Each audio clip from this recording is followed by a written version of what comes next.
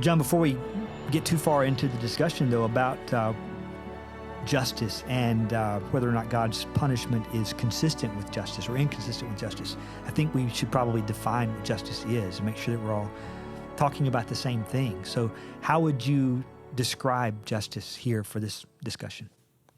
I think if we talked about this a little on the side, there is the matter of law.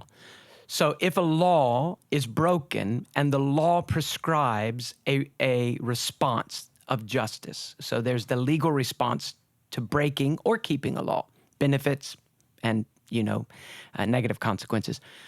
That's part of it. And God's law not only lays out the line, do not cross this line, beyond this line is wickedness, but God's law also explains what the consequence could be. But with human law, if the human law is unfair, even though when a person breaks that law and someone says, well, but the law requires this response, if the response is not appropriate to the offense, then we would say, okay, I know that's what your system says, but your system's not just. So imagine a system that said, we can't imagine this, really, but imagine a system that said, in this country, murder of a child is a small matter, but stealing from a boss is a big matter, And you would say, wait. So murder of a child gets a $10 fine, and if you steal $100 from the boss, you go to jail forever. Well, that's what the law said, but your law is unjust. Okay, so there is law, but it's more than law.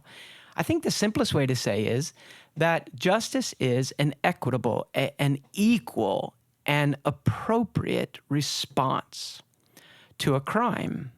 So you have an action and then a reaction. So the action of the crime is on this level, level 5 out of 10, and the response to that is the consequence is matching that. So it's a 5 out of 10. If you steal an apple, then there is a response of the law, but it's a small, it's a small infraction, and the punishment is small. If you get drunk and you hit someone on the way home from the bar and you kill them, then the response is much different. So when we think of justice, we think, does the judge, does the law respond to a crime in a way that is equal to the nature of the crime? So let's think of, that could be abused in different ways. You could say the law is unjust. Okay, the judge is unjust if he doesn't give the full response that should be given. So a man gets drunk, he drives home from the bar, he runs over a child, and the child is killed. The man goes to court, and he's there, and the judge gives him basically a slap on the wrist, a $100 fine, and the whole country is up in arms. How did that happen? Well, then we find out that the judge is actually very close friends with that man and his family. So we would say, wait, that is not just. He was not given an appropriate response. The penalty did not match the crime. But you could do the other way. A child steals the apple from the grocery store and runs out the door because the child is starving. The child is caught and brought before a court of law and put into prison for 5 years. We would say, wait. That wasn't equal either. So both of those are unjust. Justice would mean that a fair and equitable and appropriate response from the law is given that matches the crime. So when we think of sin and we think of an eternal judgment, that's a little hard for us. We say, my sin, I just don't see that it matches an eternal judgment. A sin that took a minute to commit, or a sin that hurt a person for a year, or a sin that, whatever, even a sin that was in my mind that nobody but God knew about. How can it be fair for that to have earned an everlasting torment? And that brings us to the question of what is the nature of the debt of sin, and how in the world do you measure that correctly? And how can we as Christians say that God is right, that eternal judgment is the right response when sin seems not as big as eternity?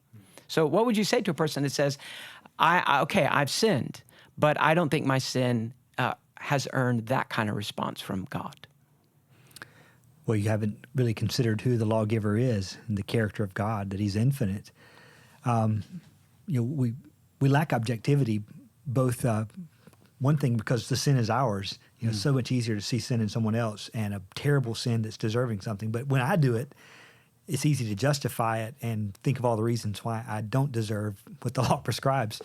But the real answer, the thing you're asking about, I suppose, is that we don't really know the lawgiver, and we don't consider that sin is really against him and his honor, his character. And so we don't see the sin as being a big deal. Like you said, it was for a moment, it was against that person, forgetting, well, it may have offended that person, but ultimately it offended God.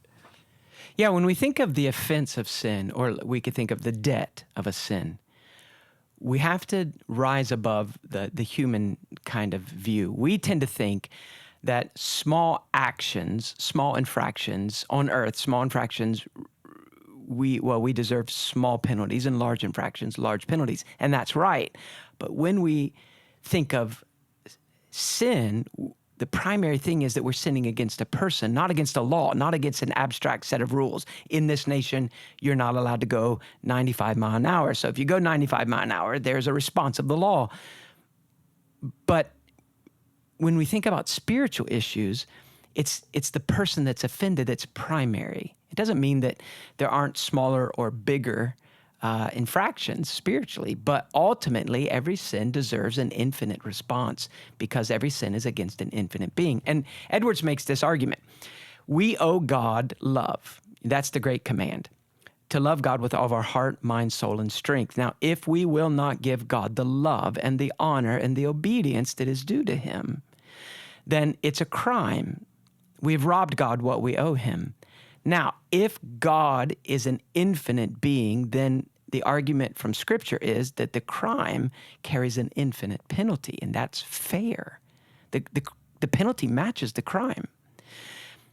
And he goes on to argue and say things like, well, is it against God's just character? He said, well, this kind of series of if-thens. If sin is wrong, then it is right for a holy, perfectly, morally straight being to hate it. And we agree with that. It is not right, even on the earthly level, for a judge that we expect to hold, the standard of right and wrong. It is not right for him to suddenly show up in court and love what's wrong and hate what's right, to reward the wicked and to punish the good. We would be up in arms and say, you have failed. So when we think of the eternal judge, God, I think we can all agree it is right for God, being a pure being, to hate what is impure, to love what is pure. So that's our first argument. Second, if sin is an impurity that is against an infinite being, then it is an infinite impurity, in a sense, we could say. It carries an infinite weight, an infinite shame and guilt. An infinite evil. Yes, and an infinite evil. And therefore, it is right for a pure and infinite being to hate an infinite evil with infinite hatred. And it is right for an infinite, pure being who is just to respond to infinite evil with an infinite punishment. And so while we have always looked at crimes based on the action rather than based on who we've sinned against, we have to rethink that when it comes to the heavenly.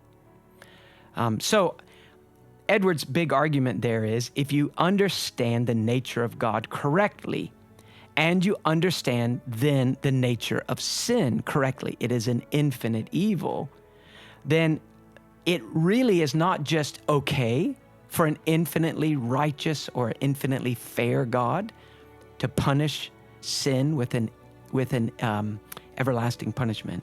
It is actually right and praiseworthy. And to not do that would be wicked.